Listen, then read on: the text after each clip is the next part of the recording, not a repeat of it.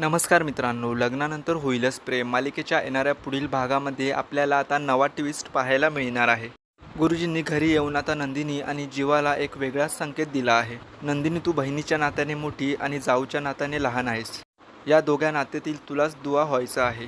तर गुरुजीच्या संकेत मागचा अर्थ आता जीवा आणि नंदिनीला पूर्णपणे समजलेला नसतो. तर नंदिनीचं मिसकॅरेज झाल्यामुळे डॉक्टर म्हणतात की आता तुमचं पुन्हा आई होणं थोडं कठीण आहे.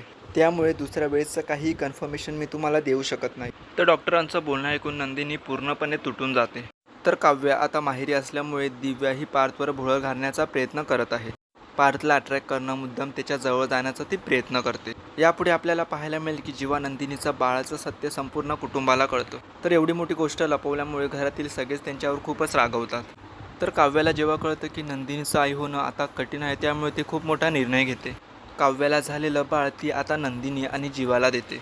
काव्य म्हणते की मी पुन्हा आई होऊ शकते, पण माझ्या नंदिनी ताईच्या डोळ्यात मी अश्रू पाहू शकत नाही. तर ते बाळच आता नंदिनी आणि काव्यामध्ये दुवा निर्माण करेल का, हे तर आपल्याला येणाऱ्या पुढील भागातच कळेल.